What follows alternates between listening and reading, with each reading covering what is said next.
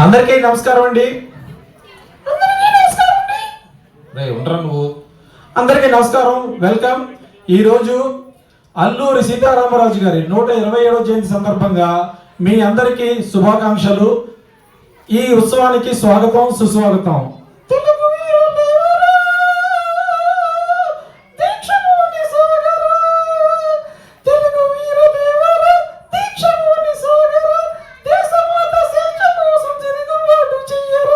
ఒరే ఒరే, ఏమైందిరా నీకు అంత ఆవేశం ఇవాళ?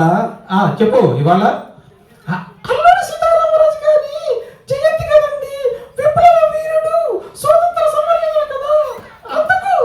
సర్లే, మనం వచ్చింది ఇక్కడికి యాక్చువల్గా ఒక స్కిట్ చేయడానికి వచ్చాము. నోరు మూసుకొని స్కిట్ చేసి వెళ్ళిపోదాం. సరే గురుగారు, మీరు ఎలా చెప్తే అలాగే. సరే, ఈరోజు మనం చేయబోయే స్కిట్ ఏంటంటే హక్కుల కోసం.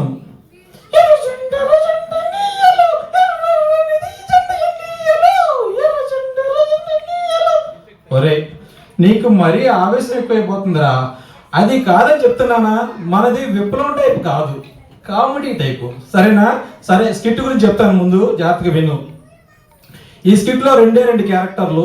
ఒక క్యారెక్టర్ ఏమో నేను చేస్తాను, నీ పిఏ అనమాట.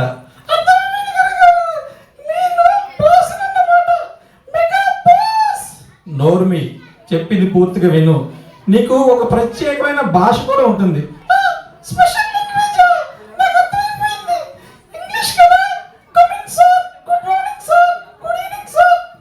ఒరే, నువ్వు ఏది పూర్తిగా వినవే, చెప్పింది జాగ్రత్తగా విను. నీకు ఒకే ఒక్క డైలాగు. నీ క్యారెక్టర్ ఏంటో తెలుసా? కుక్క. అర్థమైందా?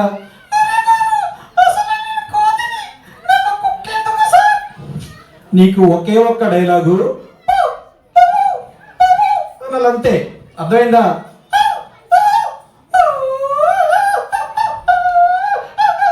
అబ్బా, చెప్పగానే భలే పట్టిసావరా. నీలో మంచి ఆర్టిస్ట్ ఉన్నాడు. సరే, మనం స్కిప్ స్టార్ట్ చేద్దామా? నమస్కారం అండి. ఈరోజు మనందరికీ మదర్స్ డే, ఫాదర్స్ డే, అలాగే వ్యాలంటైన్స్ డే, రకరకాల డేస్ ఉంటాయి కదా. మరి కుక్కలో కూడా డేస్ ఉంటాయండోయ్. దాన్నే సురక దినోత్సవం అంటారు. అంటే కుక్కల దినం. ఓకేనా? ఈరోజు సురక దినోత్సవం.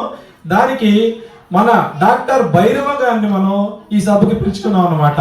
ఈయన ఎలాంటి వ్యక్తి అంటే, గత 20 సంవత్సరాలుగా కుక్కలతో పాటు ఉంటూ, కుక్కలతో పాటు సహజీవనం చేస్తూ, కుక్కలో కుక్కై తానే కుక్కైన వ్యక్తి మన భైరవం గారు.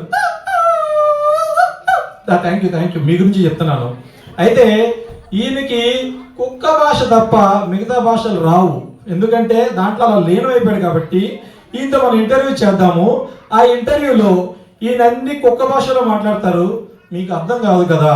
అందుకని నేను ఏం చేస్తానంటే, మై సెల్ఫ్ డాక్టర్ వినయం, ఈయన అసిస్టెంట్ని మీకు ట్రాన్స్లేట్ చెప్తాను. ఓకేనా? రెడీ? గురుగారు, సరే డాక్టర్ భైరవ్ గారు, మీరు ఈ సభకు వచ్చినందుకు మీకు ఎలా అనిపిస్తుంది?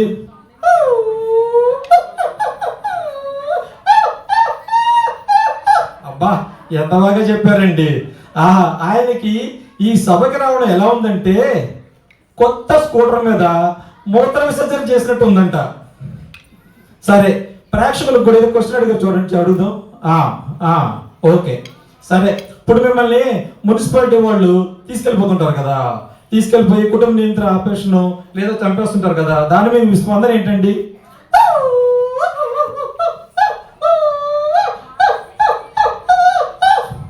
అదా విషయం. నేను చెప్తానులేండి.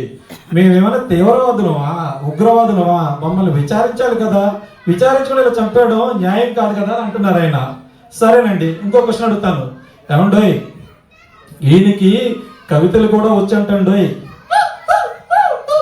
సరేనండి, అదే చెప్తున్నాను. ఒక మంచి కవిత చెప్తారు ఇప్పుడు ఈయన.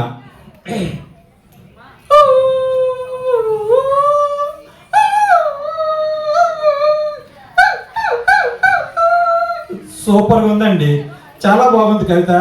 వాళ్ళకి నేను చెప్తానులేండి.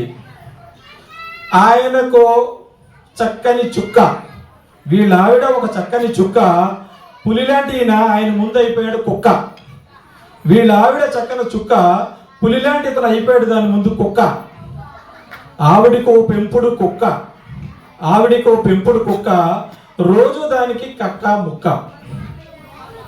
ఆ కుక్క కూడా వీడంటే అరటిపండు తొక్క. ఆ కుక్క కూడా వీడంటే అరటిపండు తొక్క. సరే గురువుగారు ఇంకొకటి చెప్పండి. చివరిగా ఒక క్వశ్చన్ అడుగుదామండి గురుగారిని. ఇక్కడ చాలా మంది స్టూడెంట్స్ ఉన్నారు, యువకులు ఉన్నారు కదా, వాళ్ళకి ఏమైనా మీరు సందేశం ఇవ్వాలనుకుంటున్నారా? ఇవ్వాలనుకుంటున్నారా? చెప్పండి.